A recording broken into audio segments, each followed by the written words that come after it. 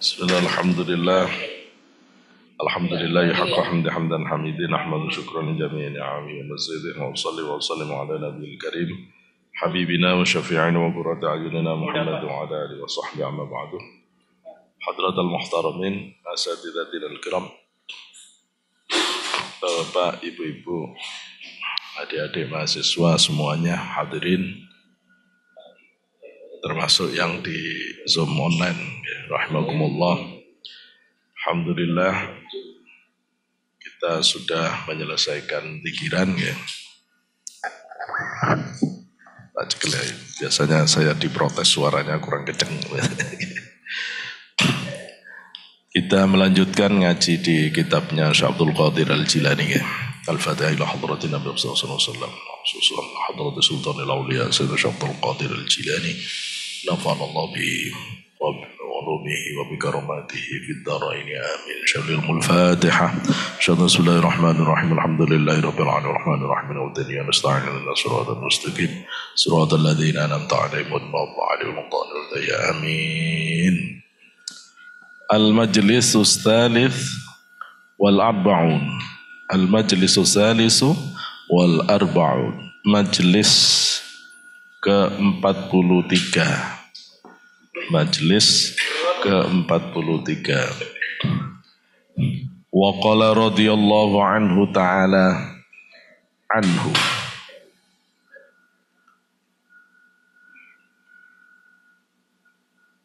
Berkata Syekh Abdul Qadir Al-Jilani,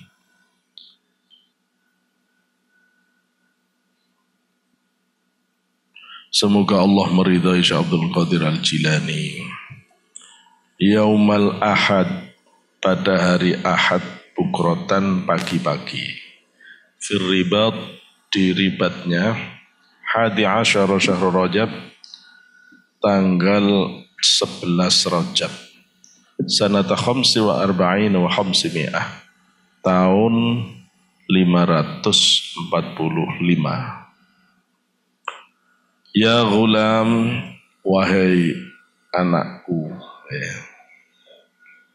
Maksudnya ini anakku. Idza aradta al-falaha fa khalif nafsaka fi muwafaqati rabbika azza wa jalla wa wafiqha fi ta'atihi wa khalifha fi ma'siyatihi. Anakku, kalau kamu kepingin bahagia, ada yang kepingin bahagia, wong gendeng sih gak gelem. Semua orang pingin bahagia. Kalau kamu menginginkan kebahagiaan yang hakiki, fa khalif nafsaka, maka nulayanilah kepada nafsumu, menentanglah.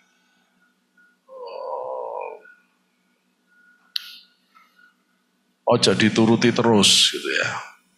Kalau kamu kepingin bahagia, kata Syekh Abdul Qadir,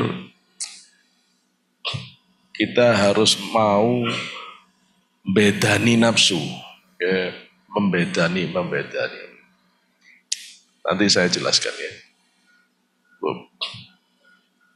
Bedani itu, kalau nafsu pengen tidur, jangan tidur. Gitu loh.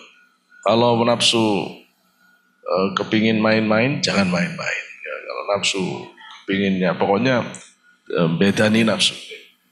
Nulayani pada maunya nafsu. Kita harus, ya bahasa umumnya melawan, tapi ngelawan itu agak beda maksudnya. Tapi berpaling kita dari nafsu.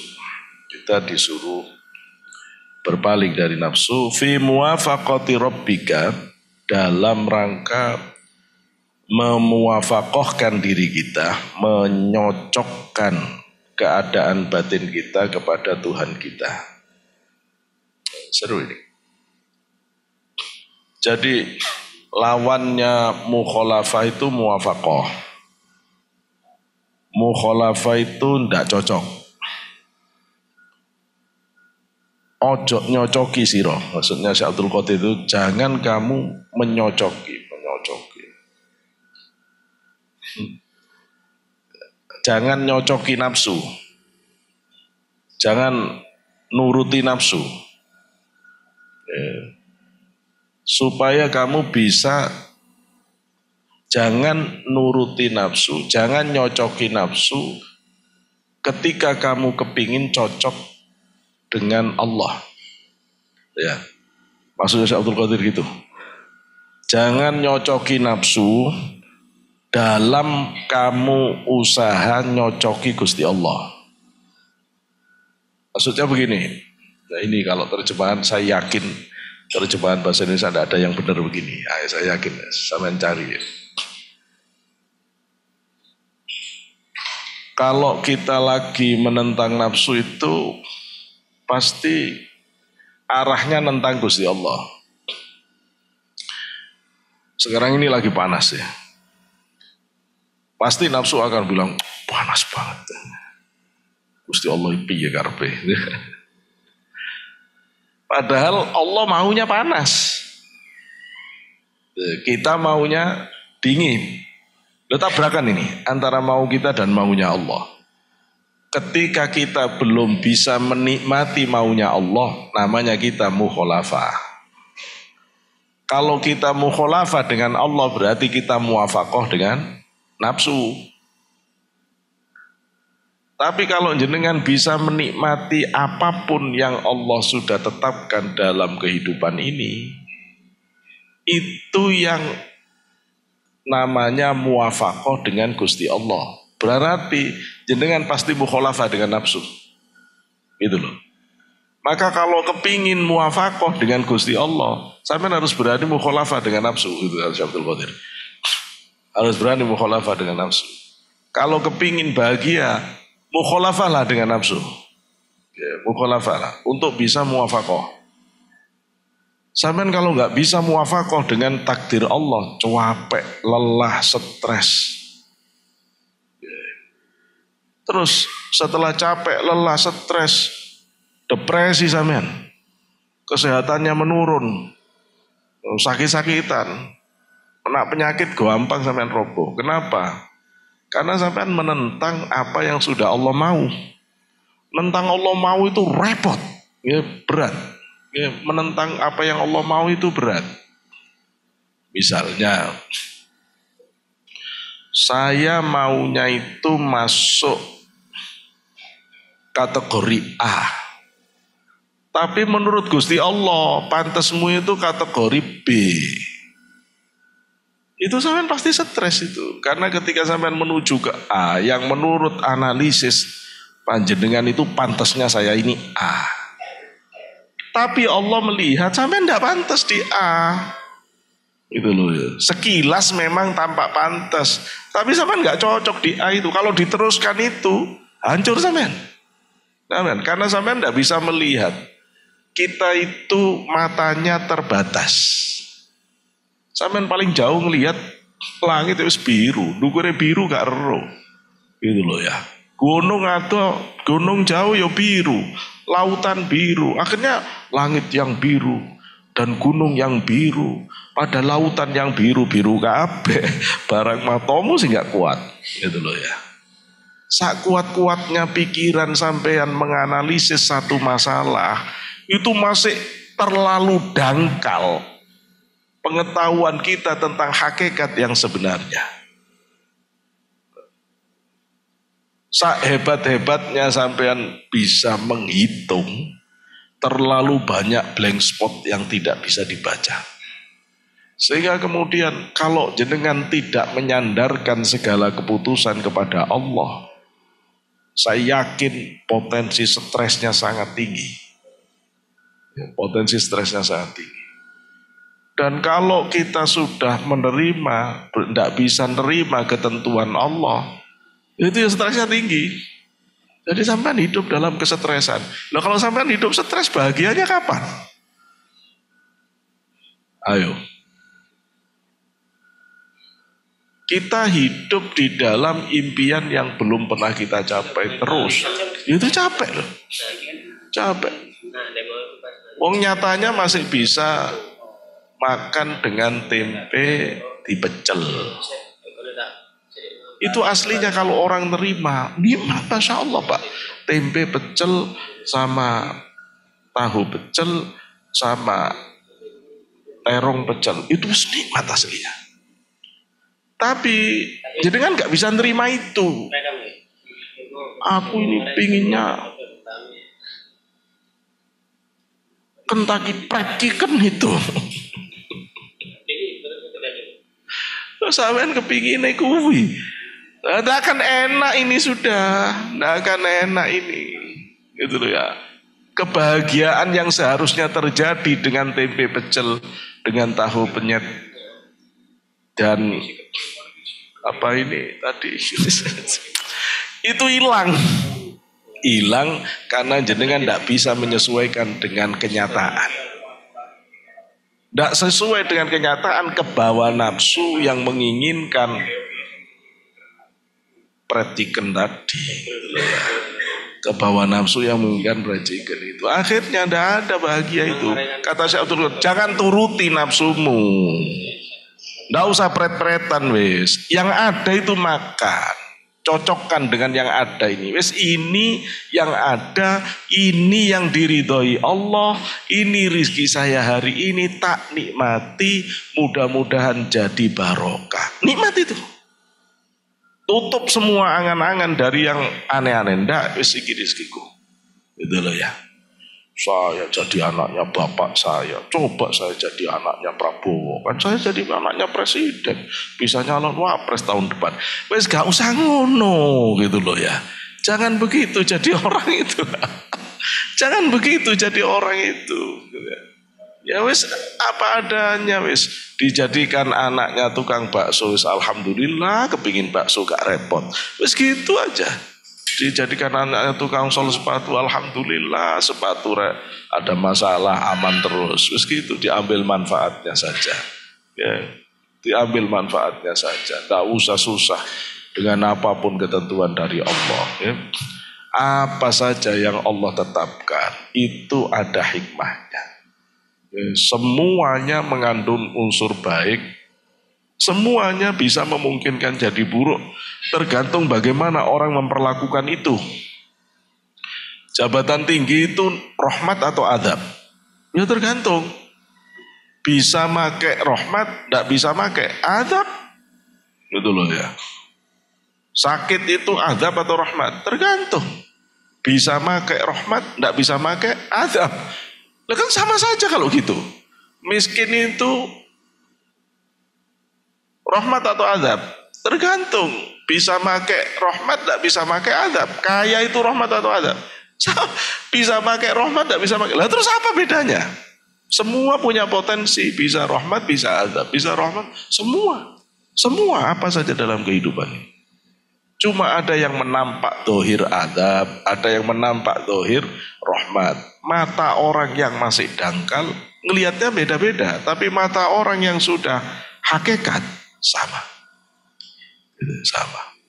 Sehingga mau diberi yang manapun, ya sama. Diberi manapun sama. Bahkan orang-orang yang sangat alim, ya, kalau jenengan sampai ke sini hebat ya.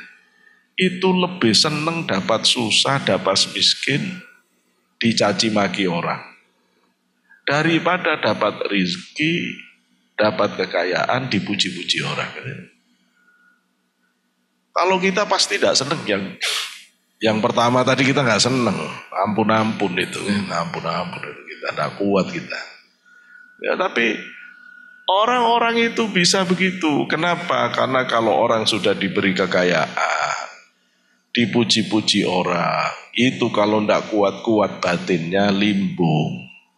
Limbung. Keadaan itu kalau toh kita mengatakan Alhamdulillah kita itu lo kotor. Alhamdulillah itu karena nafsu lagi cocok dengan apa yang dimaui. Itu bukan lillahi ta'ala juga. Tapi ketika kita susah, kita nangis, kita minta ke Allah. Ketulusan kita itu benar-benar tanpa nafsu. Mosok nafsu pas kita nangis ikut-ikut menyenangi nangis. Yuk gak mungkin. Nafsu tidak bisa itu, sehingga di situ tidak ada wilayah nafsu. Maka makanya jangan kaget kalau wali-wali besar itu lebih senang miskin.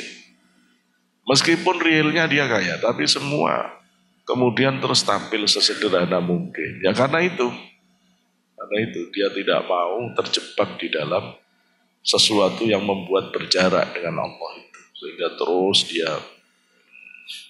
Nah prinsipnya sekarang adalah belajar nyocoki dengan apa yang ditakdir Allah. Wis gampang aja gitu loh ya, gampang saja.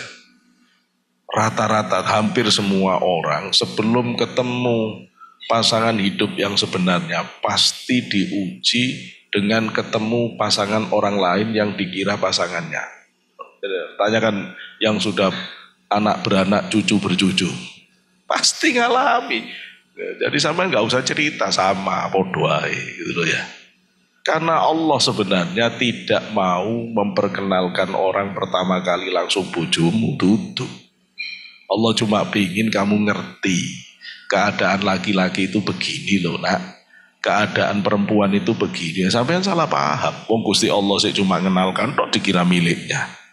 Giliran hilang nangis-nangis. Lho kon nangisi teke wong. Menangisi milik orang lain itu gendeng. Gitu loh ya. Nangisi milik orang lain itu goblok. Lah ngapain sampai nangisi milik orang lain? Saya bilang ke mahasiswa saya, kalau kamu mau nikah, nggak jadi. Ini pernah kejadian zamannya teman saya. Mau nikah, besok nikah. Sudah lamaran, sudah semuanya diberikan. Dadak malamnya itu calonnya dibawa lari oleh pacarnya. Itu bukan drama Pak, bukan drakor, beneran. Ya beneran. Wah stres. Datang ke saya, kalau saya sujud syukur. Kok enak itu gak kerasa no.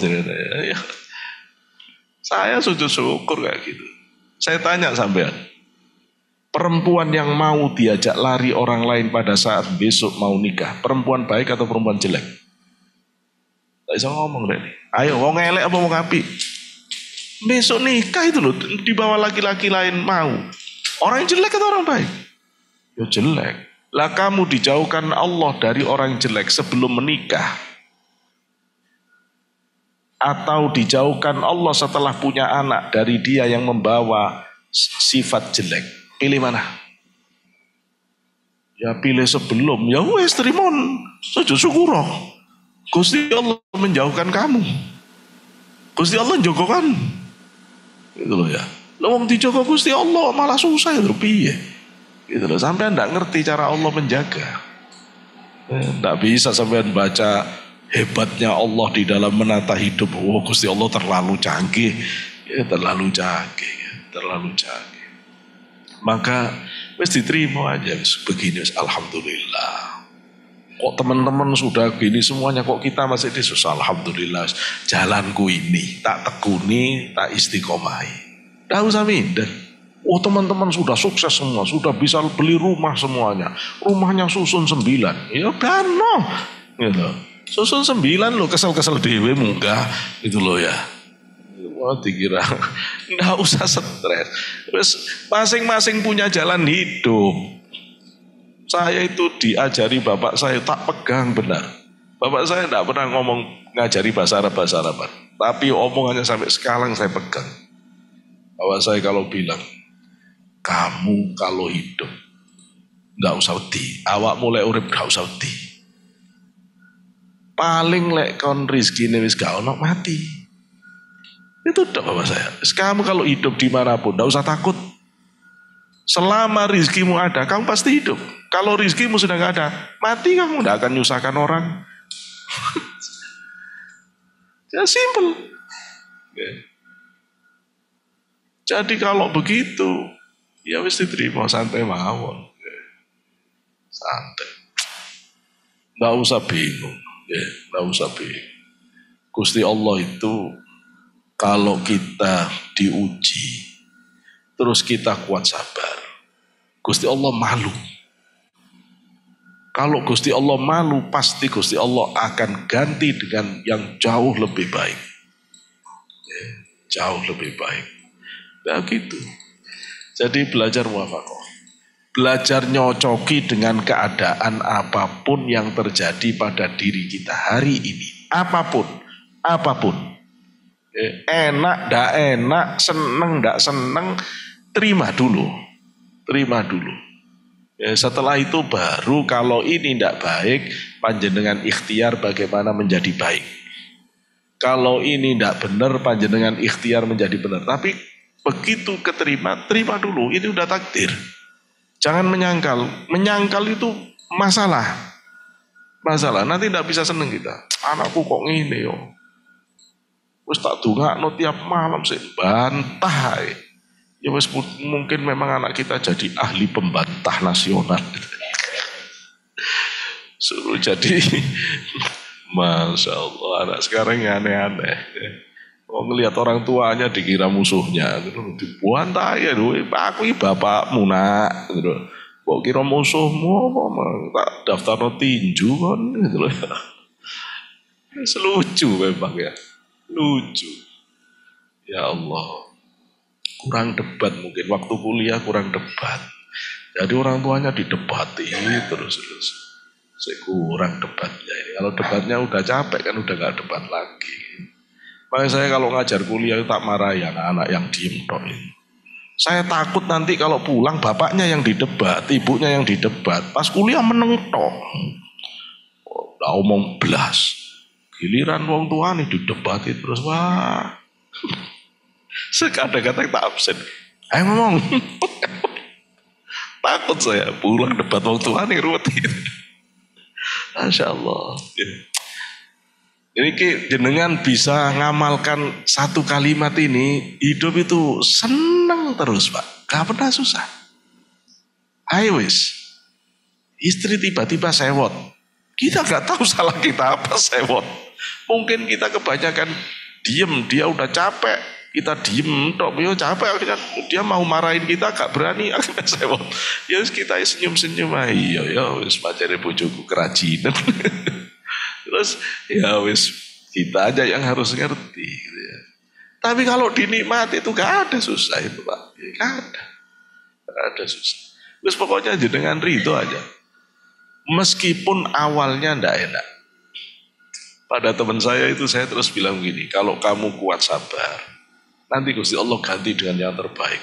Lah kok terus dipinang anaknya kiai tingkat nasional Pak. Walah keren deh, ini langsung kawin dadi Gus.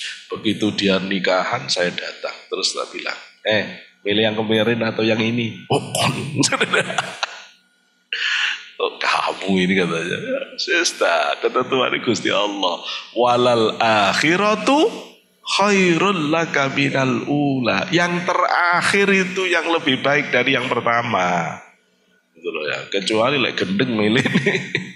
Selama jenengan nyandar ke Gusti Allah, pasti yang terakhir itu yang terbaik. Tidak usah takut. Pokoknya belajar menyesuaikan diri dengan Gusti Allah. Apa saja terima. Ya wis ngene iki. Yang penting terus berusaha menjadi lebih baik gitu ya. Nah itu muwafaqah, belajar menyesuaikan diri dengan maunya Allah. Kalau orang belajar menyesuaikan diri dengan maunya Allah, harus berani menentang nafsu. Okay? Fakhalif nafsaka, ditentang nafsu itu. Ya, harus berani ngelawan, harus berani nentang, harus berani nyelisihi nafsu. Nyelisihi nafsu. Makanya kalau Abu Madian itu mengatakan begini, kalau mau mengalahkan nafsu itu ada 4 caranya. Ada 4 caranya. La sabila ilal wusul illa min babil akbar. Tidak ada jalan menuju wusul itu. Sampai tidak akan bisa wusul sampai ke Gusti Allah. Tidak ada jalan. Illa min babil akbar, kecuali dari pintu besar.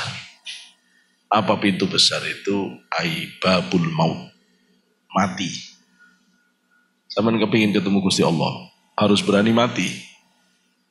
Kalau tidak berani mati, ya gak ada pintunya. Pintunya itu. Nah, cuma mati itu ada dua.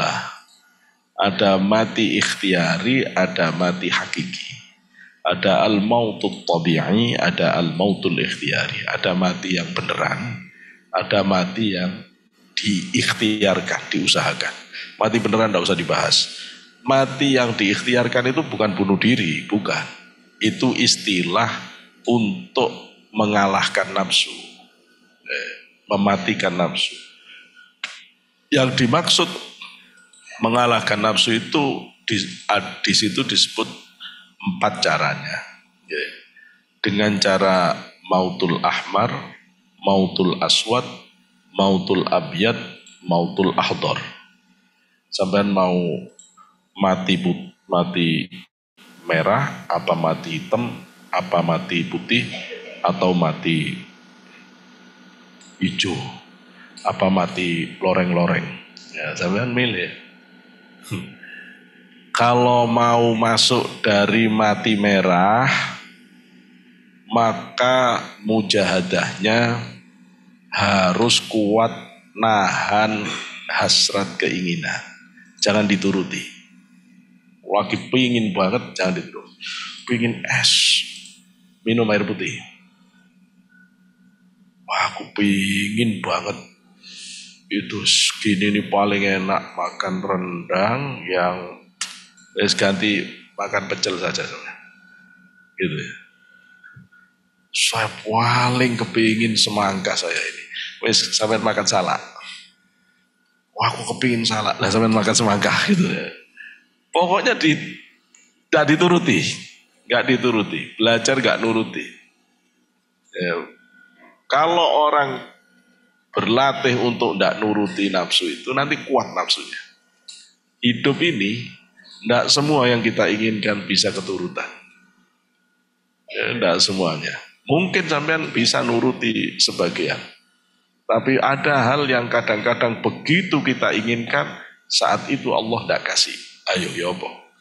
Kalau tidak berlatih, rohani itu kayak fisik Pak. Kalau nggak dilatih, kena langsung down. Gitu loh ya. Langsung hancur. Tapi kalau sampean sering latihan, sering olahraga, dihantam, yo menter gitu loh ya, kuat ya. Maka ndak nuruti apa yang ndak nuruti, jangan terus nggak nuruti terus Pak, ya nanti bingung. Sesekali boleh nuruti sewajarnya saja, tapi kalau ada keinginan yang sangat menggebu-gebu, ndak usah dituruti terus-terusan ya. Kecuali yang sesuai dengan Quran hadis, itu beda lagi. Monggo dituruti, ya dituruti. Suami seneng istrinya, ya udah apa-apa, itu sesuai Quran hadis gitu loh ya. Terus yang kedua mati hitam. Mati hitam itu latihannya kuat menahan keadaan yang tidak mengenakkan. Namanya ihtimalul adha. Makanya kiai-kiai kalau buat pondok zaman dulu, itu kan mesti jelek-jelek. Kombongan, masak sendiri. Memang dibuat susah santri itu. Tidur seenaknya. Memang dibuat susah. Kenapa? Karena dilatih tidak enak. Dilatih kuat nahan diri tidak enak. Pondoknya Abu Yatim Yati. Dari bambu, bawahnya bebek. Ya apa tidur itu? Saya mikir, tidurnya gimana? Itu wek. Tapi saya yakin kalau santri bawa wek tidur. Kalau santri wek tidur. Bawa wek tidur kalau santri. Hebat santri itu. Jadi kenapa sih kok begitu? Ya memang sengaja ihtimalul adha. Karena sekarang banyak yang tidak kuat nanggung tidak enak itu Pak. Wong Ciputat itu loh tidak terlalu panas ya sih nyaman lah dibanding Jakarta Utara Priok. Tapi coba anak sekarang suruh di rumah, gerah gak ada AC, waduh gaya tamperan hari ngono ya, ngomong tok ini. AC udah ya Allah. AC-nya kurang dingin aja ributnya Masya Allah. Nggak kuat. Nggak kuat. Nahan keadaan yang nggak nyaman itu nggak kuat. Itu loh ya. Kalau orang yang zaman old kayak kita ini, wis kebiasaan kita itu, mbok turun delosor gak jelas tempatnya asal ngantuk ya sirep. Gitu loh ya. Yang penting ada tempatnya. Kasarannya suruh tidur di tanah itu loh, sirep kita ini. Sirep kita ini. Jadi nyaman, tidak repot. Tidak repot. Karena sudah kebiasaan ihtimalul adha. Biasa nanggung pekerjaan berat. Biasa nanggung itu. Saya kalau cerita dulu kelas berapa? Kelas 4, kelas 5. Tetangga saya itu jualan roti goreng. Dan itu saya saking kepinginnya punya uang jajan. Itu buruh nyunggi bawa kue itu dari rumah dia ke pasar. Dari rumah sampai ke jalan raya yang besar itu lumayan sekitar 500 sampai 700 meter. Itu sampai rasanya kepala ini mau copot. Rasanya kalau udah sampai pasar tuh kayak sebentar lagi udah lepas kepala ini. Saking beratnya. Tapi ya wis setiap hari begitu. Lama-lama tak rasa-rasakan. Penting begitu. Penting begitu. Dulu saya kalau kuliah itu nyari uang sendiri. Saya ngelukis untuk buat baleho itu 9 triplek, dulu gak ada printing. Itu saya kerjakan pada Isya jam 3 malam selesai. Saya kalau gambar nunggu teman-teman tidur biar nggak ngerecokin. Banyak kan tanya, "Mau so gambar tak?" Wis turu aku no. Nanti kalau udah tidur saya gambar. Jam 3 pagi selesai, terus dipajang. Dipajang kuat 3 hari hilang. Nanti triplek yang satu di kamarnya ini, triplek satu udah dicolongin teman-teman gambarnya. Masya Allah. Kadang saya beli kertas itu.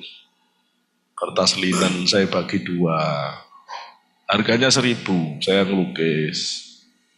Karena saya itu malu untuk jual lukisan, tak taruh di kamar. Nanti ada orang masuk kamar, "Oh api?" Yes, tak dol nih, dijualkan. 30.000 satu, lumayan saya bisa hidup dari begitu. Jadi, ihtimalul adha itu mutlak ya. Anak zaman dulu itu semua punya tanggung jawab dan kewajiban di rumah. Ayo panjenengan yang tua-tua. Bagian nyiram kamu, bagian nanam bunga kamu, bagian ini kalau sore yang nyiram ganti kamu bagian nimba ini, kamu bagian cuci piring, kamu sudah punya tanggung jawab. Ada ihtimalul adha. Anak sekarang tidak tahu apa-apa tentang rumah tangga itu. Tidak ngerti. Cuma ngerti urusannya sendiri tok. Itu katanya sukses. Sukses itu bukan cuma urusanmu tok. Sukses itu harus mikir banyak. Mikir ini, mikir itu, mikir semuanya. Ya. Khairun nas anfa'uhum linnas. Orang terbaik itu yang bisa memberi kemanfaatan yang lebih banyak. Semakin banyak orang yang bisa mendapatkan kemanfaatan dari diri kita, semakin tinggi derajat kita di sisi Allah. Begitu. Ihtimalul adha, harus kuat nahan. Kalau ada yang gak enak yang sabar. Rumah tangga gak selamanya langsung enak, yang sabar. Punya anak itu juga gak selamanya enak, yang sabar. Ya, orang kerja gak selamanya enak, yang sabar. Ya, orang bertetangga gak selamanya baik, yang sabar. Semuanya memang harus begitu, harus kuat nahan, gitu loh ya, harus kuat nahan. Ihtimalul adha. Berikutnya mati putih, al-mautul abyad. Mati putih itu cara ngalahkan nafsu dengan banyak lapar. Jangan sering-sering kenyang. Nafsu susah, kalau kenyang itu dia tambah liar. Tapi kalau kondisi tubuh kita itu lapar, itu lebih gampang, menundukkan nafsu lebih gampang. Orang mau marah-marah serius kalau lagi lapar ya males, lapar marah-marah serius, mari lu ngotot. Energinya nggak ada, mau ngotot gimana? Insya Allah orang yang lapar, ya puasa maksudnya. Kalau tidak bisa lapar ya puasa sunnah sebisanya. Kemudian yang terakhir, ngalahkan nafsu itu karena Abu Wadian dengan mautul ahdor, mati hijau. Mati hijau itu tampil sederhana, hidup sederhana. Tidak terus mentang-mentang bisa menampakkan, bisa beli, semua dibeli. Yang branded dibeli. Ya. Namanya top branded, belum tentu kalah bikinan lokal. Ya. Jadi jangan itu, ya, hati-hati. Nah, latihan sederhana, secukupnya, tidak usah mewah-mewah. Ini kalau orang-orang sepuh yang generasi saya, apalagi sebelum saya tidak perlu ngajari. Rata-rata orang-orang di usia saya ke atas itu kebiasaan sederhana. Tapi kalau yang ke bawah ke sini itu Masya Allah. Kadang-kadang harta yang dimiliki itu lebih besar dari harta yang sebenarnya. Maksudnya banyak utangnya. Kalau orang-orang zaman kita kan enggak akan beli. Prinsipnya kalau belum bisa ya wis itu pelan-pelan. Kecuali saya bilang, kecuali kalau urusan nikah, urusan beli rumah, beli mobil itu harus ada nekatnya. Kalau nggak nekat nggak punya. Baik ya, kita lanjutkan. Wa wafiqha fi ta'atihi. Nyocokkanlah nafsumu dalam ketaatan kepada Allah. Buat nafsu itu cocok dengan ibadah. Aslinya nafsu itu dijak pikiran, dapat 100, 200 udah nafsu pasti berontak. Biarin kapok kamu, tak terusin. Tambah tak terusin 1000 kamu. Berontak lagi tambah 2000. Akhirnya nafsu wis gak berontak, wis tak nikmati ya. Gitu. Jadi buat nafsu supaya cocok dengan ketaatan kepada Allah. Tidak ada nafsu yang langsung cocok dengan taat, itu tidak ada. Semua nafsu pinginnya berontak. Diajak sholat tak mau, diajak zikiran tak mau, diajak ibadah tak mau. Ya wis itu nafsu. Tapi buat dia, paksa dia untuk mau ibadah. Wa khalifha fi ma'siyatihi. Ya. Kemudian lawan nafsu itu ketika dalam konteks kemaksiatan. Nafsu kepingin melihat joget-joget yang gak benar, gak usah. Nafsu kepingin lihat hura-hura yang gak penting, gak usah. Dijaga. Nafsuka hijabuka. Nafsumu itu adalah hijabmu, kata Syekh Abdul Qadir. Ma'rifatil khalqi. Dari kemakrifatanmu, pengenalanmu terhadap makhluk.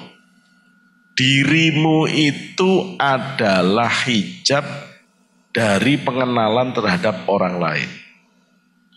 Kamu kalau terlalu egois, sombong, orang egois sombong tahunya kan dirinya sendiri, tidak tahu orang lain. Ya itu dia tidak akan bisa memahami orang lain. Yang dia tahu dirinya sendiri. Dirimu itu penutup sehingga kamu tidak bisa kenal orang lain. Hijabmu dari orang lain. Wal khalqu hijabuka am ma'rifatil khaliq. Sedangkan makhluk itu adalah hijabmu sehingga kamu tidak bisa mengenali Allah. Fama dumta ma'a nafsika. Maka selama kamu berada ma'a nafsika bersama nafsumu, bersama dirimu, la ta'rifu al-khalqah. Kamu tidak akan ngerti makhluk. Wa ma dumta ma'al khalqi la ta'riful haqqah. Selama kamu bersama makhluk, kamu tidak akan bisa mengerti al-haq Allah Azza wa Jalla. Ma dumta ma'ad dunya, selama kamu bersama dunia, la ta'riful akhirah, kamu tidak akan pernah ngerti akhirat. Wa ma dumta ma'al akhirah la tara rabbal akhirah. Apabila kamu mikirnya cuman akhirat, kamu tidak akan ngerti penguasa akhirat, pemilik akhirat. Malikun wa mamlukun la yajtami'ani. Antara raja dan mamluk, budak, Tidak akan pernah kumpul. Mana ada raja kumpul budak itu. Kama la tajtami'u ad-dunya wal akhirah. Seperti tidak akan pernah bisa kumpul dunia dan akhirat. Fahakadha, demikian juga la yajtami'u al-khaliqu wal khalqu. Tidak akan kumpul antara makhluk dan Allah. Al-khaliq itu, al-khaliq Allah dan makhluk itu tidak akan kumpul. Sabun ini ambil poin lagi. Jadi Kanjeng Syekh Abdul Qadir Al-Jilani ngajarkan ke kita, panjenengan kepingin ma'rifatullah. Yang nutupi ma'rifatullah itu adalah makhluk. Maka jenengan jangan terpaku di makhluk. Tapi jenengan tidak akan bisa melihat makhluk kalau terkurung di dalam egoisme. Kesombongan berarti cuma melihat diri tok, hebat aku ya, aku ya wis aku tok, sampai ndak pernah tahu tetangganya, ndak tahu orang lain, ndak bisa menghargai orang lain, sehingga kayaknya sampean tok yang pinter, kayak orang lain goblok kabeh gitu loh. Sampean nggak tahu bahwa setiap orang diberi kelebihan oleh Allah gitu ya, sehingga ndak pernah mengerti kelebihan orang lain, ndak bisa mendapatkan manfaat dari orang lain. Cuma dirinya tok, dirinya tok. Itu terjebak di dalam penjara diri sendiri, sehingga tidak pernah tahu orang lain. Ada orang kayak begini nih, cuma ngerti dirinya tok, ya. Sampai adiknya loh dia nggak ngerti, kakaknya loh dia nggak ngerti, tetangganya loh dia nggak paham. Tetangganya udah ganti 3 kali, baru loh, kok tanggoku sing wingi wis gak ono kasep. Orang kayak begini kalau bapak ibunya meninggal baru kaget. Aku belum berbuat apa-apa kepada bapakmu. Kayak biyen ngapain? Bapakmu urip gak pernah hormat, ibumu hidup gak pernah bantu. Giliran bapak ibunya gak ada, baru aku akan berbakti ndasmu. Asep. Ya. Makanya para aulia itu jengkel. Kalau ada orang punya orang tua ndak masuk surga, itu para wali itu jengkel. Jengkel. Lah wong pintu surga di depannya itu loh, kok ndak bisa masuk? Goblok ta? Pintu surga itu hormat orang tua. Pintu surga itu bakti ke orang tua. Kan cek gampangnya. Sampai ndak usah sholat banyak-banyak, ndak apa-apa. Nggak usah wiritan banyak-banyak, enggak apa-apa. Tapi hormato, yang patuh, yang bagus, yang bakti ke orang tua. Surga sampai. Lah kan gampang, pintu surganya ada, kok nggak masuk. Piye? Itu loh ya. Dan itu kenapa kehijab ke diri sendiri? Ke diri sendiri. Orang kalau kehijab diri sendiri itu biasanya sombong. So, aku. Orang lain tidak ada. Orang lain kecil, yang gede dirinya sendiri. Itu hijab. Kalau orang itu menafikan dirinya, aku bukan siapa-siapa. Akhirnya kelihatan semua orang. Mohon pendapatnya terus pun gimana baiknya. Tidak, dirinya sudah. Dirinya hilang. Orang lain kelihatan. Ketika orang menghilangkan dirinya, orang lain kelihatan. Jangan bisa menghargai orang lain, ini semuanya. Itu ketika dirinya hilang, orang lain kelihatan. Tapi jenengan kalau terus ngelihat orang lain, tidak bisa ngelihat Gusti Allah. Ada orang ngirim salah, terus ya Allah baik banget orang itu. Ya berhenti di orang itu. Ada orang ngirim semangka, alhamdulillah baik banget orang semangka ini. Ya ketemu itu dong. Tidak bisa terus dari situ. Sampean ketutup dari Allah karena kepentok di orangnya. Kalau kepingin ngelihat Gusti Allah, jangan berhenti di situ. Setelah kita terima kasih ke orangnya, terus lihat Gusti Allah. Matur nuwun Gusti. Panjenengan yang ngirim orang ini untuk mengantarkan rizki saya ke sini. Kok hebat? Sampai orang ini mau ridho ngirim rizki ke sini sehingga bisa dimakan. Hakikatnya hakikat niki saking panjenengan Gusti. Ini rizkimu ya Allah. Ya, terima kasih ya Allah sudah disampaikan di sini. Loh sampean ketemu Gusti Allah kalau gitu. Ya, kalau sudah bisa ndak ngelihat makhluk. Ya, tapi ndak ngelihat makhluk itu jangan di depan makhluk. Karena kalau begitu nanti rusak urusan. Begitu orang bawa buah, bawa ini, taruh situ. Itu kan dari Gusti Allah. Kamu cuma nganter saja. Oh besok-besok datang kei sampean gitu. Ya enggak begitu juga gitu loh ya. Enggak begitu juga. Itu main. Makanya wilayah hakikat. Wilayah hakikat, wilayah hati. Jangan didohirkan. Jangan diomongkan. Diomongkan rusak. Ya diomongkan rusak. Jangan diomongkan. Itu wilayah batin. Cukup hati kita yang merasakan. Di lisannya tetap wilayah dohir. Matur nuwun Pak G. Terima kasih Pak G. Matur nuwun. Mugi-mugi Gusti Allah bales yang lebih banyak dan seterusnya. Ya begitu. Wilayah dohir. Batin. Matur nuwun ke Gusti Allah. Ya matur nuwun ke Gusti Allah. Dohir. Kamu harus belajar nak. Kalau enggak belajar kamu goblok kamu nanti. Belajar yang rajin ya. Dohir. Batin.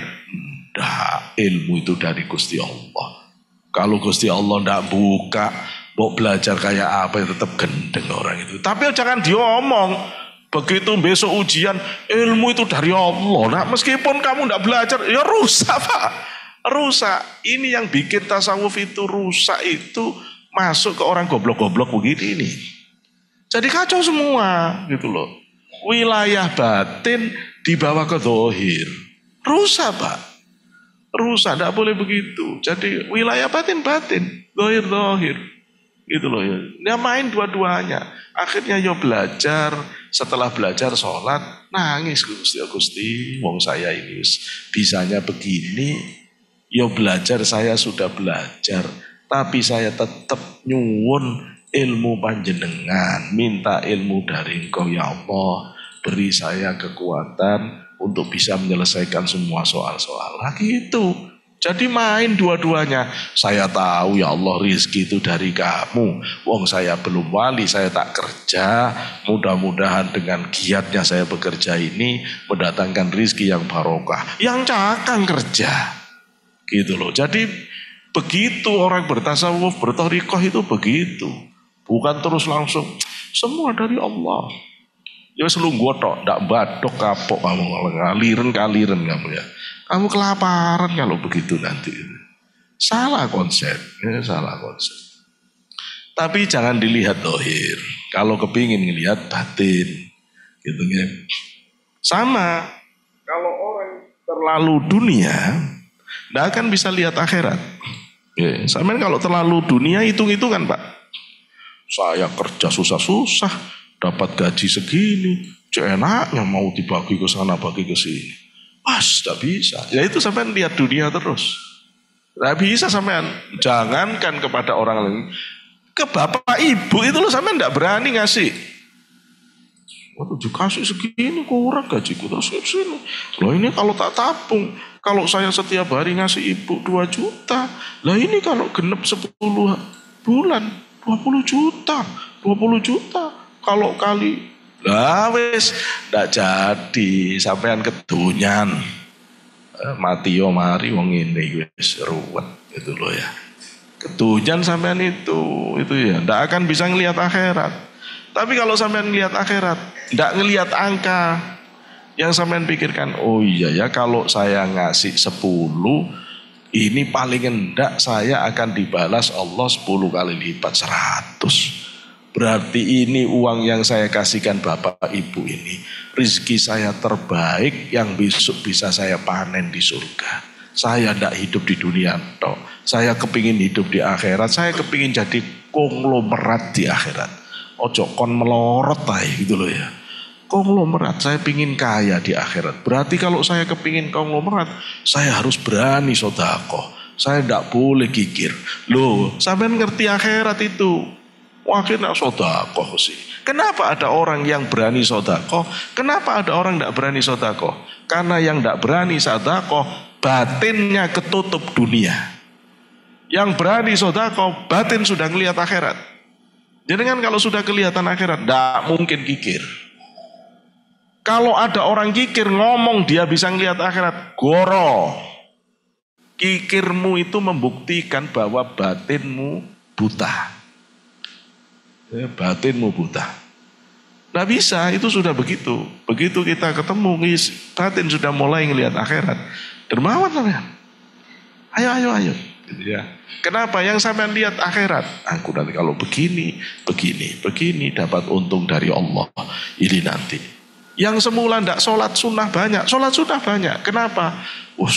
Nanti kalau sholat sunnah banyak ini dapat akhirat, ini dapat ini. Ngaji banyak dan seterusnya.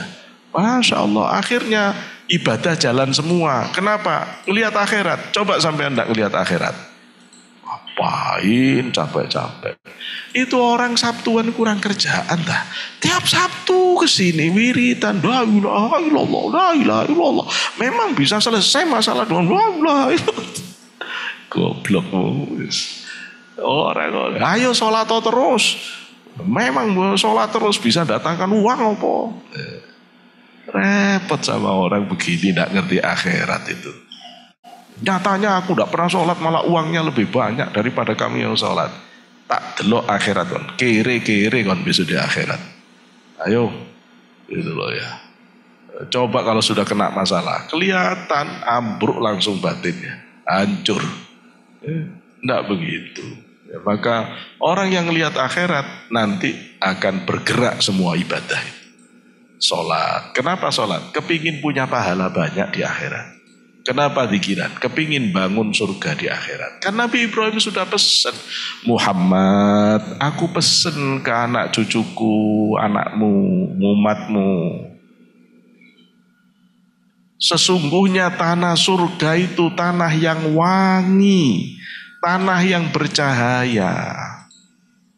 Sedangkan pepohonannya, bangunan-bangunannya itu bangunnya dari dunia. Terus cara bangunnya bagaimana? Perbanyak mengucapkan subhanallah walhamdulillah wala ilaha illallah Allahu akbar. Itu bangun akhirat. Dikira kita la ilaha illallah, tidak bangun apa? Bangun itu la ilaha illallah. Langsung tato gini malaikat semua. Itu istanamu salaf itu sadar. Gitu loh ya. Bangun kita ini lagi bangun akhirat, bangun alam barzah. Ya, orang cuma bisa mikir sukses di dunia tok, punya rumah 3 dunia. Kamu mikir tak? Nanti kalau masuk kuburan kamu bangunanmu, kuburanmu kayak apa? Barzahmu mau bangun kapan? Oh, orang cerdas kok cuma dunia tok. Kalau cerdas itu sekalian, cerdas akhirat. Syukur-syukur bisa tembus ke hadirat Allah. Nah, itu yang kita mau. Jenengan kalau cuma ngelihat akhirat, ndak bisa ngelihat Gusti Allah. Kalau orang ngelihat dunia ndak ngelihat akhirat, orang ngelihat akhirat ndak ngelihat Gusti Allah. Maksudnya gini, kalau jenengan ndak cuma bersedekah kepingin punya pahala, bersedekah kepingin dapat bidadari, dapat surga, ya wes, cuma itu yang Bapak bisa harapkan, ndak lebih. Kalau panjenengan kepingin lebih dari itu, lepaskan dari itu semuanya. Niatkan semata-mata karena Allah. Saya sedekah, saya niat tulus karena Allah. Pak, niat tulus ke Allah itu pas momen ngelepas uangnya itu loh. Mungkin kita belum bisa kayak para wali dari awal sampai akhir. Terus karena Allah enggak. Minimal pas ngelepas uang. Pas sampean mau menjatuhkan uang ke kotak. Mikhrobul muhibbin. Tidak tahu kotaknya di mana. Begini, mau masuk kan? Lillahi ta'ala. Pokok pas gini, lillahi ta'ala. Sampai saya dulu waktu mau nikah itu pesen nih. Pas akdun nikah. Pas mengucapkan qabiltu. Itu batin benar-benar niat karena Allah, niat ikut Rasulullah. Tidak karena apapun. Tidak karena istrinya cantik. Tidak. Tidak apa-apa, niat lillahi ta'ala pas qabiltu nikah. Setelah itu senang dengan cantiknya terserah. Tapi pas qabiltu itu loh niat karena Allah. Itu niatkan Allah. Begitu niat kalau bisa sholat itu dari awal sampai akhir ingat Allah. Tapi kalau tidak bisa, pas takbiratul ihram. Jadi pas Allah yang tulus niat sholat semata-mata karena Allah dulu. Itu supaya jadi dulu. Gitu ya. Supaya ada ibadah yang benar-benar kita itu mengarah ke Allah. Tidak karena yang selain Allah. Nah kalau bisa begitu, jenengan bisa ngelihat Allah. Dulu saya ceritakan ini. Saya punya mantan guru saya dulu. Terus anaknya itu besok wisuda pulang ketabrak mobil mati, Pak. Dan ketabraknya itu aneh gitu loh ya. Itu pas malam takbiran. Jadi malam takbiran dia ada di berlawanan arah, tapi mobil yang dari sana bisa terbang nabrak dia. Kok kerjaan ya? Saya juga mikir kok aneh ya, mobilnya tiba-tiba bisa markanya itu gede. Jalur Pandaan itu agak gede itu, 1 meteran lebih. Itu mobil bisa mati anaknya. Nah itu tidak terima terus orang tuanya. Sudah meninggal lama ya saya tetap tidak terima. Wah kalau nggak terima terus itu tambah stres. Ya. Memang kalau kita tidak terima anaknya bisa hidup. Memang kalau tidak ditabrak anak itu tidak mati. Tidak bisa begitu. Kalau sudah takdir buat ada ditabrak ya mati Pak. Itu loh ya. Mati itu tidak ada urusan tabrakan, tidak ada urusan penyakit. Mati itu jatah hidup habis. Itu takdir Allah. Urusan ditabrak, sakit itu masa babia. Pinter-pinternya Gusti Allah saja membuat cerita hidup. Aslinya tidak ada kaitan tabrakan sama yang tabrakan banyak lebih hebat dari itu. Tidak mati-mati ya banyak. Itu loh ya. Yang tidak tabrakan tidak apa mati ya banyak. Ini tidak begitu. Tapi ini bab akidah. Kalau orang itu ke Allahnya salah, repot Pak. Yang kelihatan orang kok tega-teganya nyakitin anak saya, mati anak saya, ndak ada. Loh kalau ngelihat kelakuannya makhluk terus, gak bisa ngelihat Gusti Allah. Terus saya tanya, Bu, menurut jenengan, yang nabrak itu diuji atau ndak oleh Allah? Apa yang ditabrak atau yang diuji? Sampai ndak pernah nabrak sih? Atau sampai pernah nabrak? Coba kalau sampean nabrak, sampean merasa teruji enggak? Memang ada orang nabrak terus bahagia. Alhamdulillah aku nabrak, rek enggak ditabrak. Syukur karena menabrak. Enggak ono Pak. Orang nabrak itu juga stres. Itu loh. Kalau mau dia juga enggak mau nabrak. Itu loh. Orang nabrak juga dalam keadaan terpaksa di dalam takdir Allah. Sama seperti yang ditabrak dalam keadaan terpaksa di dalam takdir Allah. Yang maksa Gusti Allah. Kenapa sampai tidak melihat Gusti Allah? Memang ada orang yang keluar rumah bismillah hari ini saya mau tabrak orang sampai mati. Kan gak ono. Semua orang kepingin selamat. Gitu loh, semua orang kepingin selamat. Jadi kalau jenengan bisa ngelihat ini, tidak bisa marah ke orang. Bahwa ini memang dia ditabrak, iya, tapi ini sebenarnya tetap skenario-nya Allah. Tapi ojo diomong gitu loh ya. Ini bab hakikat. Kalau sampai ngomong bubar, ya begitu ditabrak, ya sudahlah ini memang semua takdir Allah. Ya gak ada urusan Pak. Mobil penjut ya rusak kabeh cara begitu gitu loh. Nggak bisa begitu gitu ya, nggak bisa begitu. Begitu sampai mobilnya ditenggor orang, ceder. Langsung sampai bilang, tenang, ini urusan Allah, sampean pulang. Iya terus noai, jebol duit sampean. Ya nggak begitu, urusan dohir, urusan batin sadar dari Allah, ya. Sadar dari Allah. Nah kalau begitu jadi kan bisa kelihatan akhirat apabila orang itu ninggal dunia, bisa ngelihat Gusti Allah kalau panjenengan bisa ninggal akhirat. Maksudnya jangan berorientasi pahala, jangan berorientasi surga neraka, jangan berorientasi istana bidadari. Ganti ibadah itu niat mengabdi setulus-tulusnya berbakti kepada Allah. Itulah. Terus untuk apa kita sholat zuhur? Ya wis saya kepingin nurut ke Gusti Allah. Gusti Allah nyuruh zuhur ini saya sholat 4 rakaat. Ndak akan tak tambahi, yo ndak tak kurangi. Saya sholat 4 nurut Gusti Allah. Ndak nyari pahala. Pahala ndak usah dicari, dapat Pak. Pahala ndak usah dicari, dapat. Kalau panjenengan nanam padi, ndak usah nyari rumput pasti dapat. Gitu loh ya. Tapi kalau jenengan yang ditanam rumput berharap dapat padi, dari mana? Gitu. Jadi dunia, akhirat, tak usah diharap. Udah pasti. Sudah pasti. Ada orang kuliah. Doanya, ya Allah, berilah saya ijazah S1 ya Allah. Ijazah S1 ya Allah. Masih sampai wiritan sampai jebol. Kuliah ndak berangkat, tugas ndak dijalankan. Gak ada ijazah. Ijazah ndak perlu dipikir. Kerjakan tugas-tugas, kuliah jalan. Dapat sendiri, lulus tahu-tahu. Ini ijazahmu. Surga neraka itu begitu. Sampai ndak usah mikir surgaku di mana, Firdaus atau nggak usah begitu. Sampean mantes-manteskan diri ya repot. Sampean tinggal kaliren mikir Firdaus kalau begitu. Sudah ngamalkan yang tulus. Nanti Gusti Allah yang tahu takarannya. Pantasnya Jannatul Naim, apa ini Jannatul Firdaus, apa ini Jannatul Ma'wa. Gusti Allah yang tahu. Kita lu enggak tahu harganya Firdaus berapa, Naim berapa, Ma'wa berapa, enggak tahu. Ya sudah, belajar aja setulusnya.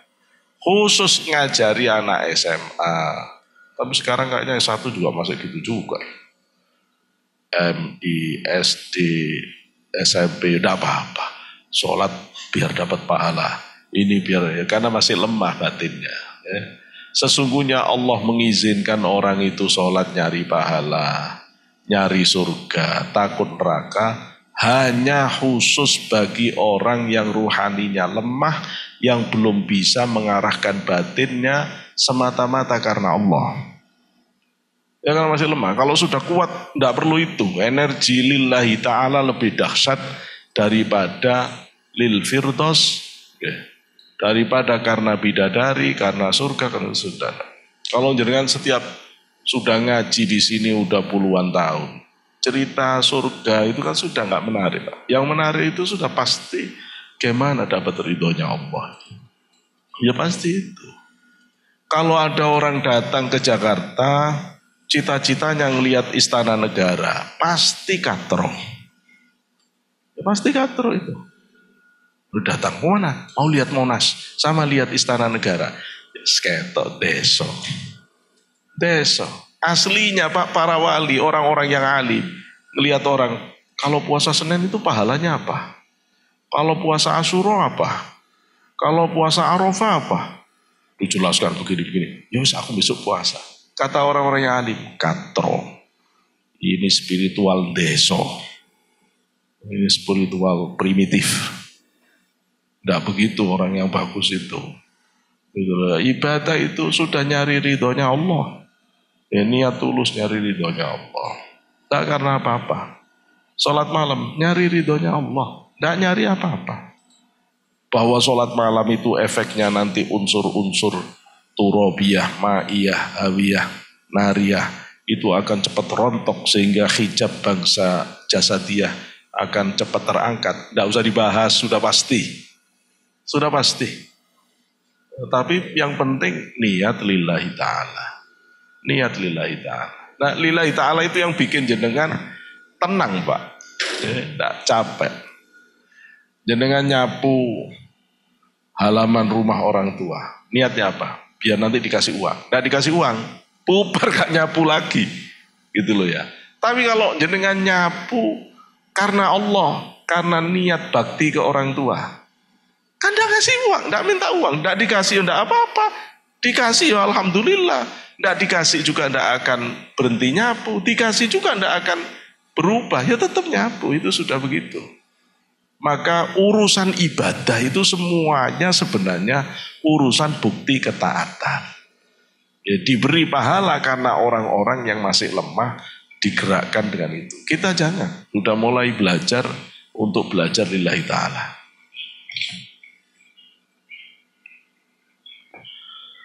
Wan nafsu Ammaratum bisu. Nafsu itu perintahnya buruk. Nafsu itu perintahnya buruk. Ya ini ujian dari Allah ya. Kita ini punya nafsu syahwat ghadab. Nafsu syahwat kita itu rakus, tamak, tidak tahu batas. Semua kita dibekali Allah dengan nafsu yang liar itu. Kalau ketemu makanan baru kelihatan kerakusan kita.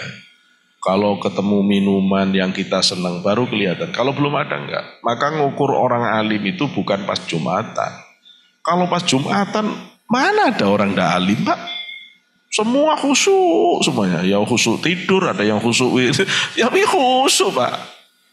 Nanti alim ndak alim itu ketemu pas keluar Jumatan.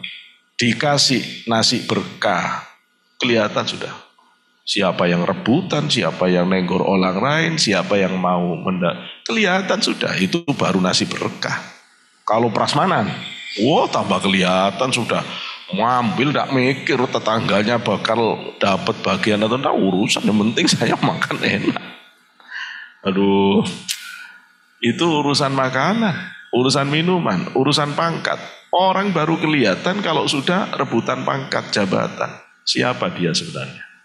Tidak tahu kawan difitnah di ini. Aduh Pak. Coba dengar itu kisah-kisah orang yang berebut dekan, berebut rektor, berebut kepala, berebut direktur, berebut. Aduh seru Pak. Sampai di perguruan tinggi Islam itu rebutan rektor sampai santet-santetan kok. Untuk ya apa? Padahal perguruan tinggi Islam. Yang perguruan tinggi Islam aja yang orangnya baca Quran katanya doktor, katanya profesor, katanya ahli. Itu gelem tuku santet kok. Apalagi yang lain gitu loh ya. Apalagi yang lain. Wis tah. Dunia ini. Ya dunia ini. Sampai ndak bisa kalau berkarir terus ndak istiqomah dzikiran. Bahaya. Saya ndak pernah nyakitin orang lain. Prestasi jenengan yang terus naik itu membuat orang lain benci. Sampean bisa dibelikan apa-apa itu. Bisa disantet. Terus apa jogo nih? Apa terus perlindungannya? Ya dzikiro, ya wiridan. Karena begitu jenengan la ilaha illallah. Gusti Allah yang mengatakan la ilaha illallah hisni. Faman dakhala hisni kana aminan bi. La ilaha illallah itu bentengku. Masuk kamu ke la ilaha illallah, kamu dalam perlindunganku. Lu kan enak. Cek gampangin, gak nurut, cek repot sampean ini ya. Doakan saya yai, ya tak doakan. Kamu sendiri ndak wiritan, ya kesel aku ndongakno. Perasaane dorong mobil mogok itu ndak capek apa? Gitu loh ya. Dorong ya yai, dorong ya tak dorong. Tapi kon dorong terus tak dorong dasmu. Ya dorong rek, tapi mesinmu itu hidup no. Gitu loh, lek wes hidup masukkan giginya. Lo tadi dorong mesin gak dihidupin. Loh, direken kiaiku manol apa? Itu loh ya. Manol, saya ngerti manol. Manol itu pekerja kasar, di daerah saya namanya manol. Yo jangan gitu. Tapi kalau panjenengan juga zikiran, panjenengan wiridan, terus yai bantu doa, oh itu seru Pak, seru. Karena panjenengan berjalan terus didorong dengan kekuatan para aulia, wah mabus gitu, skala wus, nah, ganti wes gitu, terus kenceng ke Allah kenceng. Jadi sama, kadang-kadang orang tua itu lelah doakan anak, kok enggak berubah-berubah. Anaknya mobil mogok, itu loh. Anaknya enggak pernah nambah sunnah, anaknya enggak pernah wiridan, anaknya enggak pernah zikiran, enggak pernah puasa sunnah, enggak pernah istiqomah sholat malam. Bapak nih, ibu nih nangis terus ke Allah. Repot, kok enggak berubah-berubah, mobil mogok. Didorong ya repot. Ya, didorong ya repot. Udah begitu, anaknya sih nyalahkan orang tuanya. Bapak sih, coba saya dilahirkan di keluarga yang istimewa. Dasmu. Wong tua wis jungkir balik kok. Itu loh yang doakan dia dari segala sisi kok. Ya Allah, gitu ya. Ya sabar-sabarnya orang tua. Begitu panjenengan anak ini masukkan gigi satu, mesin dihidupin. Wow, kenceng Pak. Begitu masuk gigi satu, anaknya ngerasain. Prestasinya cepat naik. Kemudian cepat diterima orang. Relasinya cepat terbuka. Prestasinya terus diapresiasi orang lain. Nggak ngerti kalau didorong oleh orang tuanya. Nggak tahu. Wong kamu mogok aja masih bisa jalan kok. Gara-gara doa wong tuamu kok. Itu loh ya. Loh, tapi kalau orang anaknya ini terus bisa gigi 1, gigi 2, gigi 3. Ya wus itu ya. Nafsu ammarah bisu. Hadhihi jabaltaha. Faba'da kam wa kam hatta ta'muru bima ya'muru bihi al-qalb. Nafsu itu perintahnya buruk semuanya. Yang kedua emosi, marah-marah. Kalau nafsu itu keinginan itu rakus tamak, emosi itu marah-marah. Awalnya itu dia harus dikendalikan. Dikendalikan. Hadhihi jabaltaha. Ya ini yang narik kamu itu ya nafsu itu yang geret-geret kamu kemana-mana. Faba'da kam wa kam. Setelah waktu yang lama berganti, itu harus kita didik terus hatta ta'muru bima ya'muru bihi al-qalbu, sampai hati, sampai nafsu itu mau nurut apa yang diperintahkan hati. Hati jenengan bilang aku pingin ngaji Sabtu, cari nafsu aku pingin liburan, ini long weekend. Terus ndak long-longan pokoknya aku ngaji katanya hati gitu. Nafsu ini kapan lagi liburan Sabtu, ndak ngaji. Nah ini begitu nafsu sampai tundukkan, ayo ngaji. Loh, ini sudah mulai benar. Aku maunya istirahat, ndak zikiran. Ayo zikiran jalan. Ya, itu nafsu. Sampai nafsu mau nurut apa yang dimaui hati. Jahidha fi jami'il ahwali. Perangi nafsu itu, ya, tundukkan ya, dalam segala keadaan. Wala tahtajjulaha biqaulihi azza wa jalla. Jangan kamu bantah, berargumen ya, dengan berdalih firman Allah Ta'ala yang berbunyi a'udzubillahi minasyaitonir rajim fa'alhamaha fujuraha wa taqwaha. Asy-Syams ayat 8. Jangan kemudian begini, nafsu ini kan sudah memang takdirnya Gusti Allah. Dapat ide negatif, kalau namanya laki-laki ngelihat perempuan buka aurat, ya itu kan memang takdirnya nafsuku kali melihat yang begini, ngawur. Itu kan di Quran mengatakan Allah yang memberikan ide, mengilhamkan kebaikan dan keburukan. Berarti kan memang aku ini dapat keburukan dari Allah juga. Kamu keliru. Kata para aulia, kata para mufassir begini. Fa'alhamaha fujuraha wa taqwaha. Memang kadang Allah yang ngasih pikiran negatif. Tidak cuma setan. Cuma bedanya kata para mufassir itu, kalau pikiran negatif dari setan, sampai tidak bisa ngelihat akibatnya. Tapi kalau ilham keburukan yang Allah berikan, itu untuk menguji. Itu Allah beri akibatnya. Allah beritahu akibatnya. Tinggal sampean akan nabrak atau enggak. Allah mau lihat itu aja sih sebenarnya. Begitu ada pikiran uang numpuk di depan kita. Fa'alhamaha fujuraha wa taqwaha. Pas dikasih fujur. Anak lagi sakit. Ini kalau dikorupsi segini alasannya manajemen kos, tidak ada yang tahu. Terus nanti begini. Terus diberitahu akibatnya. Tapi kalau ini kamu lakukan, bok KPK tidak tahu itu loh. Malaikat itu mendelik, ngeliatin kelakuanmu. Gusti Allah terus menatap kamu. Berani tak kamu? Lah kalau begini, ini bisa ilham fujur. Ilham fujur. Tapi kalau yang dari setan, tidak ketemu itu, pokoknya senang dinikmati terus itu bahaya. Ya, jadi tidak bisa Allah disalahkan dengan fa'alhamaha fujuraha wa taqwaha. Itu berarti kan fujur dari Allah juga. Yang ide negatif berarti tidak begitu. Yang dari Allah sudah ditunjukkan akibatnya. Kalau orang itu ngambil, ya sudah dosamu, tanggungan.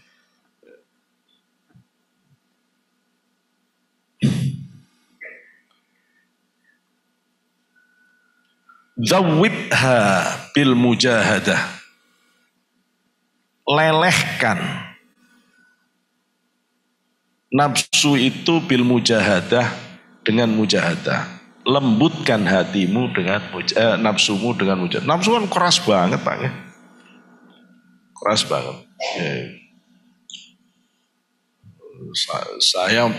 Saya dulu kecil juga keras ya. Saya dulu kecil keras tapi dilatih terus oleh ibu saya. Sampai dibawa ke makamnya Mbah terus suruh sumpah demi Allah mulai sekarang tidak boleh marah lagi. Wah itu sudah kalau mau marah kelas 5 SD kalau mau marah bingung. Ibu cuma kamu udah sumpah mbahmu sudah nyaksikan. Wes bingung. Masya Allah ibuku pinter.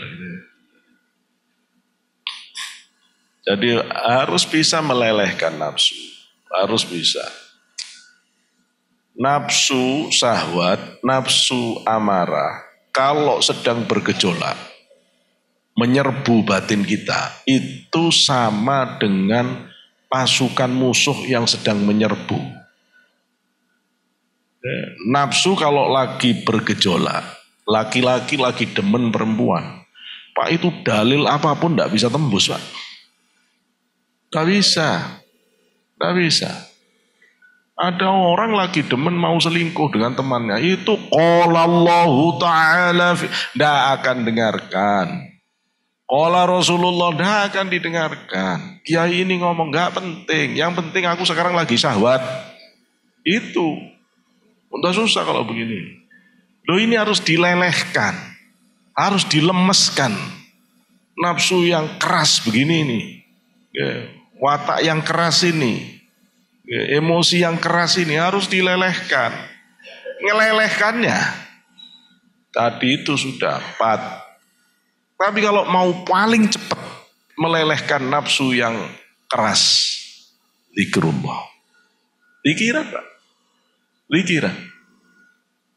Semua ulama yang ahli thariqah, ahli akhlak tasawuf mengatakan dari semua metode pembersihan, pelembutan, penghalusan nafsu itu ndak ada yang lebih top dari la ilaha illallah. Kalau ulama disuruh nyari selain la ilaha illallah kata Syekh Abdul Wahab Sya'rani, semua angkat tangan, nggak ada. Masalahnya orang yang keras, orang yang nafsunya keras, ndak mau diajak la ilaha illallah. Nah itu ruwetnya, gitu loh, ruwetnya.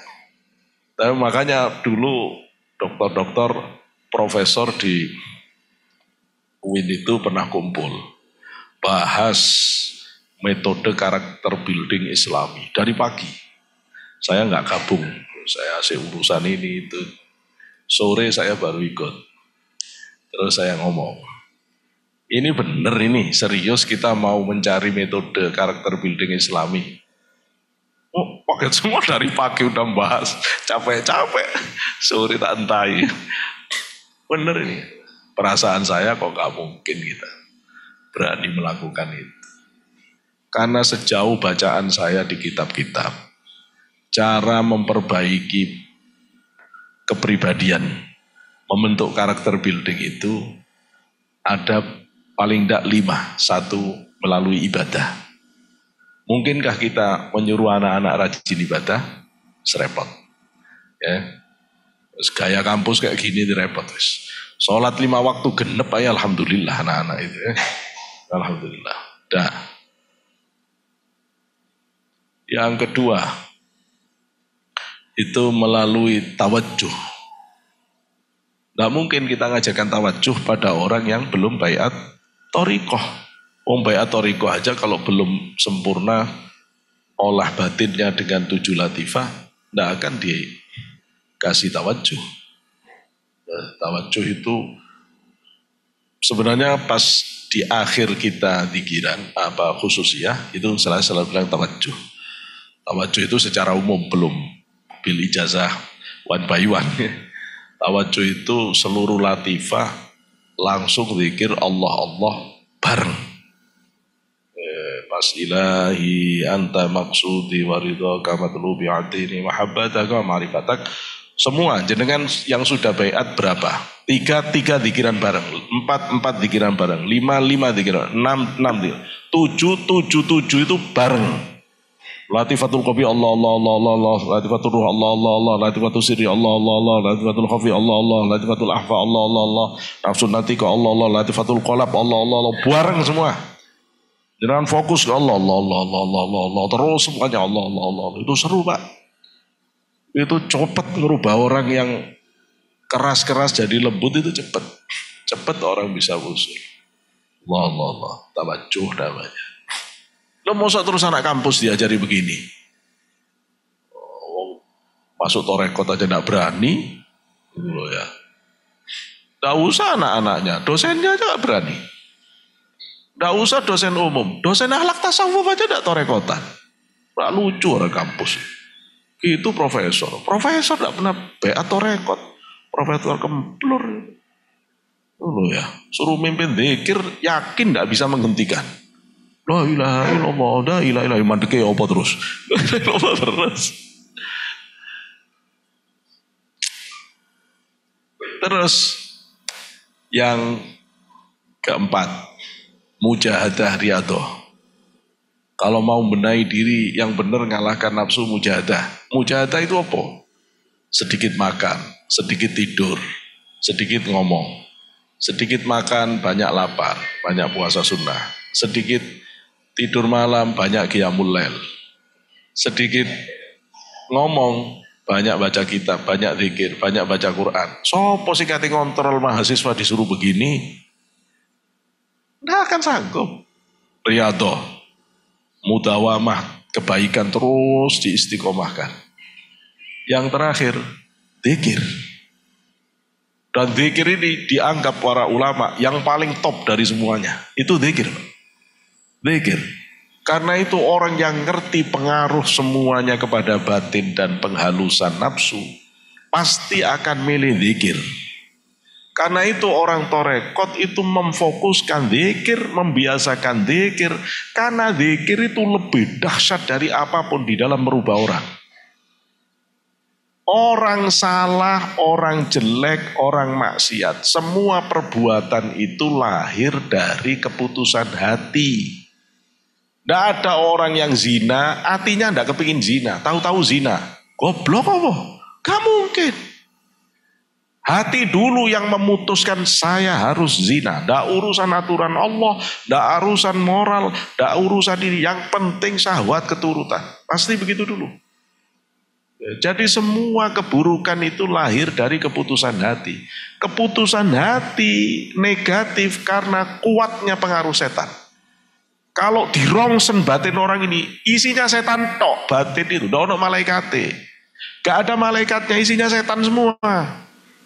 Gitu loh. Sehingga pikirannya negatif semua. Kalau mau, masukkan malaikat di dalam. Melalui nur Allah. La ilaha illallah. Begitu dengan la ilaha illallah, nur Allah masuk ke batin. Minggir itu setan. Terus la ilaha illallah, la ilaha illallah. Lama-lama bersih batin. Kalau setannya sudah tidak ada, tidak usah diajari, baik sendiri orang itu. Tidak usah diajari. Itu loh dampaknya la ilaha illallah itu. Dia cuma jelaskan begini ke orang-orang itu kadang ya ruwet Pak. Akhirnya orang torekot diangkat kelompok goblok-goblok.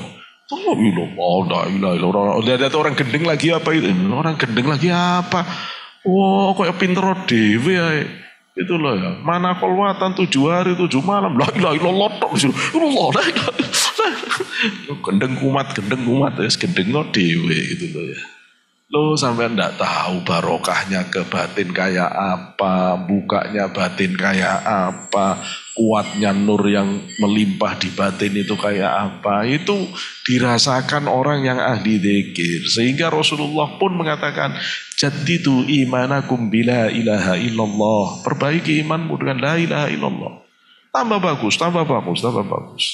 Terus saya bilang, memang sanggup kita nyuruh sekolah-sekolah apalagi kampus. Oke, sebelum kita kuliah 15 menit kita zikiran. Afdhalu dzikri fa'lamu annahu la ilaha illallah, la ilaha illallah. Kalau boleh saya yang mengawali. Wong kelas saya kelas akhlak tasawuf. Mikir semua dosen-dosen. Kira-kira kalau kelas saya tak buat begitu enggak geger UIN. Masuk koran saya. Ya, dikorankan. Repot. Viral. Ya, enggak cuma viral, spiral gitu ya. Seru banget aku. Enggak, kita itu cuma kamuflase, Pak. Ngomong mau bendaya anak itu kamuflase. Bahasa lip service. Sampai program nasional habis uang banyak lip service. Mau bener tak benahi batin anak? Kalau secara tasawuf, secara toriko, secara ilmu kajian Islam yang benar, ayo praktekin semua. Gitu loh. Nanti baru lembut. Gitu loh. Batin itu bisa lembut kalau begitu. Makanya Abdul Qadir nyuruh lembutkan hati, ya, lelehkan. Bil mujahadah, dengan mujahadah. Tadi sudah ngebjada. Fa innaha, karena sesungguhnya nafsu. Idza dzabat, ketika nafsu itu sudah lembut, sudah meleleh, wafaniyat, dan sudah fana, itma'annat ilal qalbi, maka nafsu itu akan tentrem dengan hati. Kalau nafsu itu sudah dizikiri, sudah lembut, sudah lemes, nafsu itu terus nyocoki ke hati. Diajak zikiran enak, diajak sholat enak, diajak sholawatan enak. Jenengan bisa ngerasakan baca sholawat nangis, baca zikir nangis. Nikmat batin itu. Bano, meskipun orang menyebut kita gendeng, dia tidak tahu. Kalau itu kenikmatannya lebih dahsyat daripada tamasya ke California. Kalau tamasya California utang, udah susah. Sumayat ma'innu al-qalbu ila sirri. Kalau nafsu sudah bisa tentrem kepada hati, nyandar ke hati, nanti hati itu bisa tenang, tentrem ke sir, ke sir, ainul basiroh, ke mata batin. Summa yatma'innu asirru ilal haqqi. Kalau sudah begitu nanti hakikat batin kita, sir kita, mata batin kita akan tentrem bersama Allah. Bersama Allah Azza wa Jalla. Begini. Sekarang tak buka rahasianya. Tapi insya Allah walaupun dibuka tetap dengan yang tidak paham tetap Anda akan paham. Okay. Di dalam badan itu ada ruhani.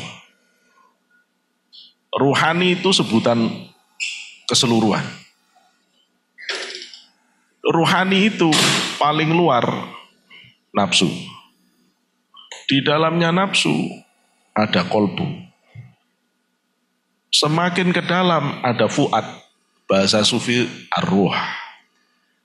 Lebih lembut lagi, lebih dalam lagi, lebih halus lagi, lebih sir lagi, lebih lembut lagi.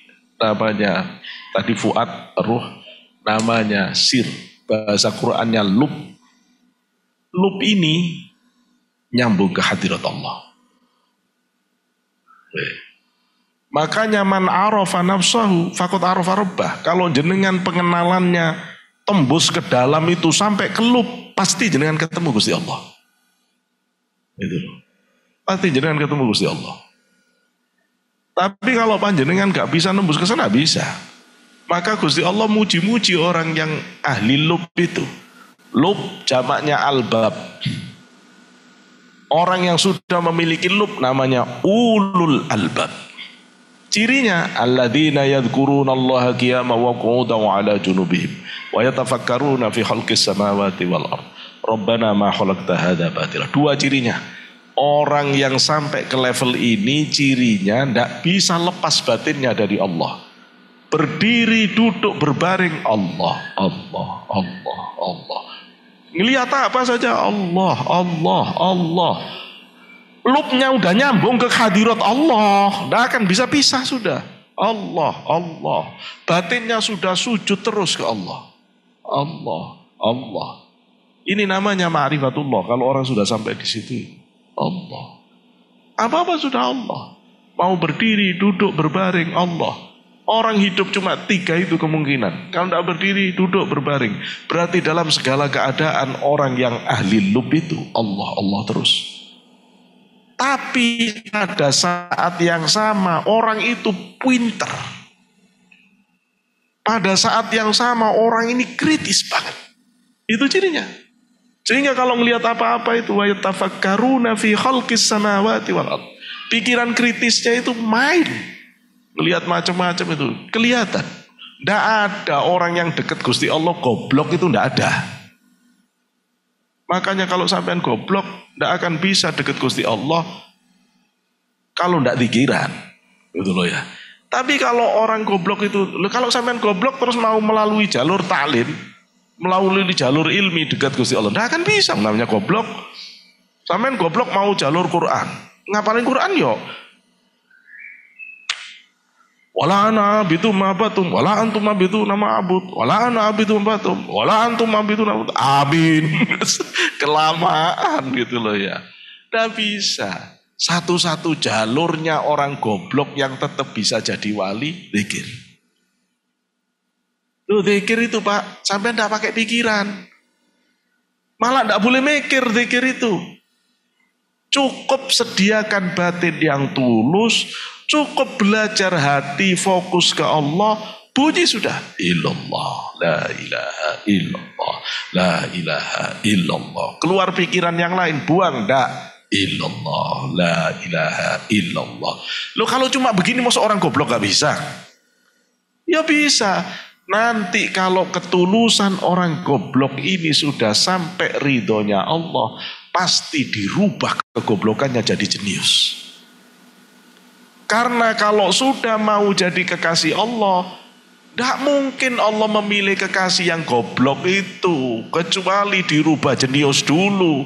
Makanya banyak kiai-kiai, masyayikh, wali-wali yang dulunya goblok terus berubah jadi wali yang jenius. Karena ketika sudah jadi ulul albab, pasti kritis, pasti hebat.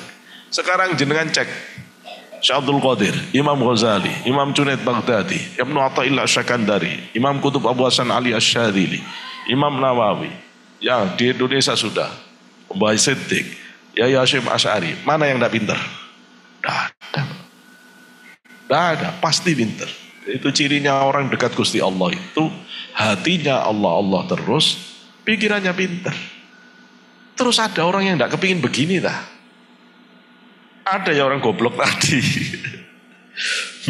Insya Allah mudah-mudahan kita semuanya anak-anak kita, keturunan kita ila yaumil qiyamah dijadikan orang-orang yang ahli zikir, ya, selalu berpikir kritis, lurus di jalan Allah Subhanahu wa taala, ya, itu. Fayakunu surbul jami'i min hunaka idza tamma tadwibuka laha. Kalau sudah begitu Pak, maka semua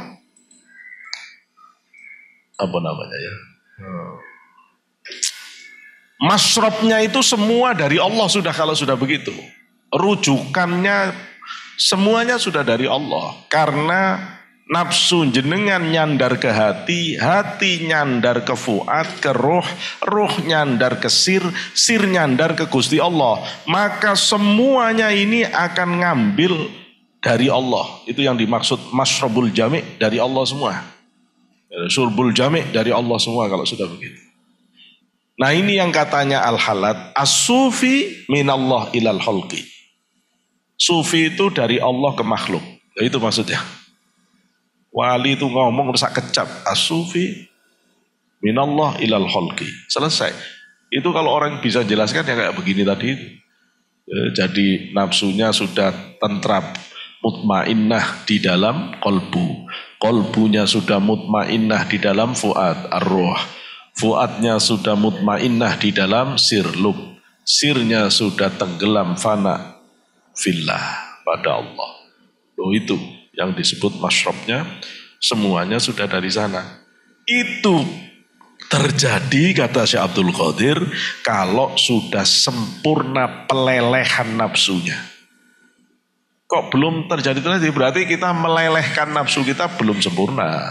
Yuk kita lelehkan terus, bakar terus. Bakarnya pakai apa? Illallah, la ilaha illallah, la ilaha illallah.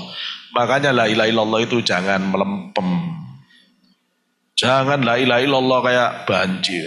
Allah, la ilaha illallah. Nggak selesai-selesai, kata Syekh Abdul Wahab Sya'rani, hati keras itu cara mecahnya kayak batu keras. Kalau kamu udah ada suaranya, kapan pecahnya? Itu loh ya. Harus dihantem, diher, pecah. Begitu pecah keluar nurnya. Gitu. Keluar nurnya. Dan harus kenceng. Nggak boleh. La ilaha illallah. Diam. La ilaha illallah. Diam. Iku wis kalem, diem itu kayak sampean mau mecahkan batu besar tapi dikusuk-kusuk tok, diem lagi. Kusuk-kusuk tok. Cita-citanya mecahkan batu besar. Lah, santemen sing genah lho.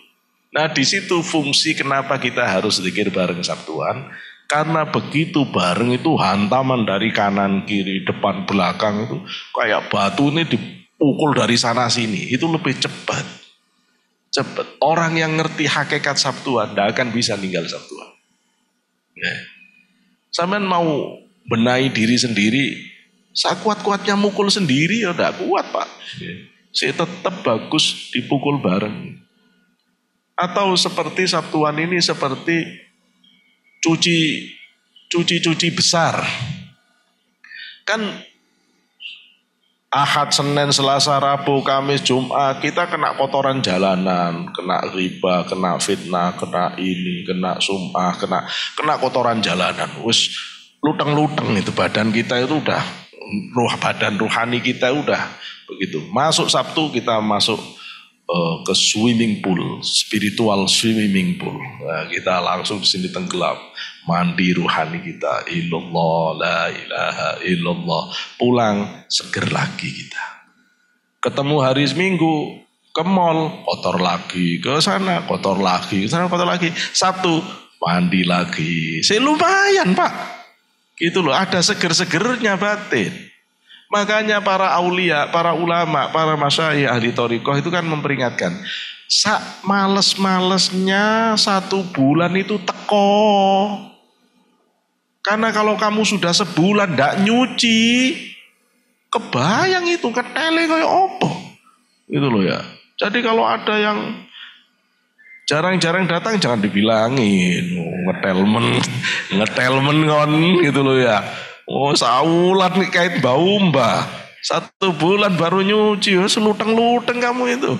Sudah bukan luteng kamu namanya. Lutung. Gitu loh ya. Ojo dikitukan loh ya. Sampai jangan gitu. Saya mendohirkan apa yang dijelaskan para aulia. Supaya ngerti fungsinya. Dikira Sabtuan dono gunanya. Ya apa. Gitu loh ya. Oh ini penting. Oh saya aja butuh banget kok Sabtuan. Saya kemarin Sabtuan tidak bisa. Pak, hampa Pak. Sekali saja. Mbok saya bisa dikiran sendiri. Mbok saya katanya sudah mursyid. Tetap saya butuh Sabtuan kok. Apalagi jenengan. Itu loh ya. Jangan. Eman ini. Saya ditunjukkan Basitik itu. Kolam apa ini. Itu dindingnya zamrud semuanya. Zamrud hijau semuanya. Airnya dalam, segar, jernihnya Masya Allah. Jernihnya Masya Allah. Semua orang banyak mandi di situ. Saya mikir, waduh lah kalau pemandiannya kayak begini luasnya, indahnya, jernihnya. Kotor kayak apa yang tidak bersih. Kotoran kayak apa yang tidak bersih. Jadi begitu rohani majelis thariqah itu begitu sebenarnya fungsinya.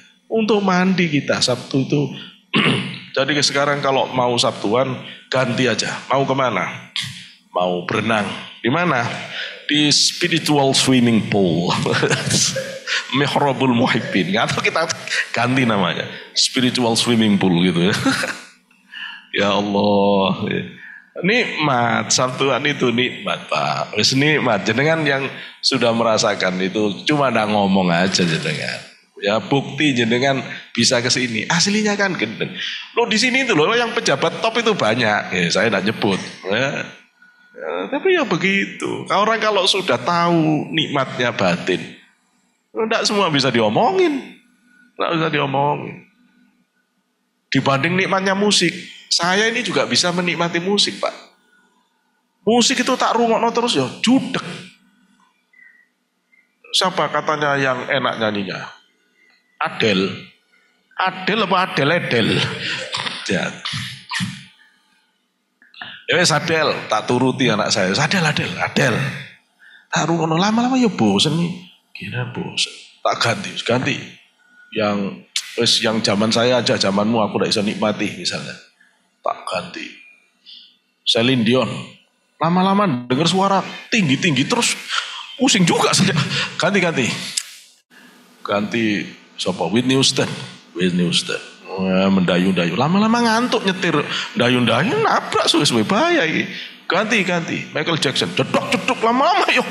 Ruwet juga jedok terus. Nggak ada kayak pikiran. Coba pateni ganti Quran.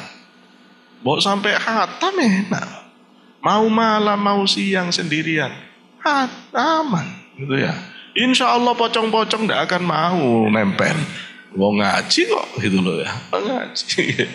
Masya Allah. Jadi itu istimewa. Sabtuan ini istimewa.